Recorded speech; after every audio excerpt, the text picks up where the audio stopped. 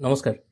Screen printing করার ক্ষেত্রে রঙের মিশ্রণ আপনারা কি করে করবেন বা রং কতটা তরল করবেন সেটা আজকের ভিডিওতে দেখাবো।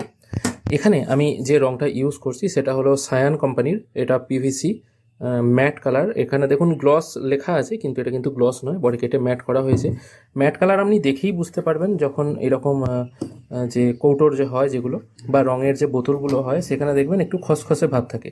আর গ্লস হলে রং শুকিয়ে যাওয়ার পরেও দেখবেন একটু শাইনি ভাব থাকে। গ্লসে সাধারণত ক্যালেন্ডার ছাপা হয়, কারণ ক্যালেন্ডারগুলো অয়েল প্রিন্টেড হয়ে থাকে, তার উপর যদি এই খসখসে রং দিয়ে ছাপা হয় তাহলে হাতে লাগে, কিন্তু গ্লস হলে একদম পরিষ্কার হয়। কিন্তু বিয়ের কার্ড, মেনু কার্ড এই জাতীয় জিনিসগুলো কিন্তু আপনারা ম্যাটেই ছাপতে পারবেন। আপনাদেরকে বোঝানোর সুবিধার জন্য আমি প্রথমে একটুখানি রং নিয়ে নিচ্ছি।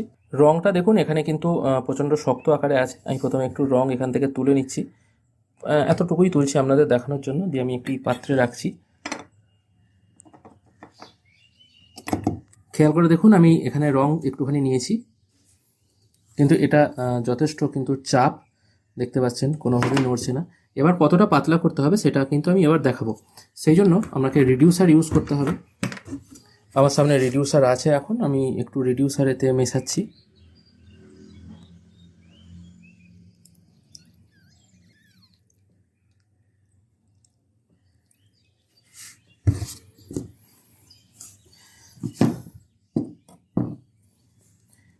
জায়গাটা ছোট, আমি তাও মেশানোর চেষ্টা করছি। আমি প্রথমে মিশিয়ে নিচ্ছি, দেখতে পাচ্ছেন। তারপর রংটা কতটা পাতলা হবে সেইটা আমি তারপর দেখাচ্ছি।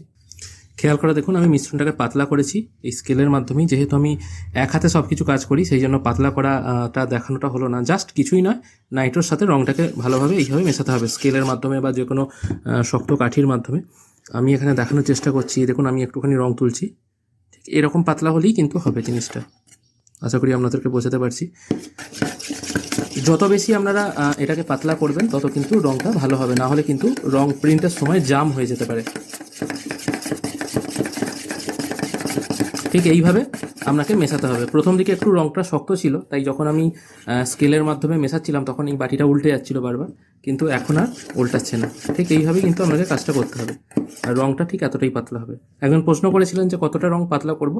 মোটামুটি আপনি কিছুটা কাজ করতে করতে আন্দাজ হয়ে যাবে। খুব বেশি পাতলাও নয়, আবার খুব বেশি ঘনও নয়, কিন্তু একটু বেশি পাতলা সাইডে রাখবেন, তাহলে কিন্তু জিনিসটা ভালো হবে। স্ক্রিন প্রিন্টিং সিরিজ কেমন চলছে জানাবেন।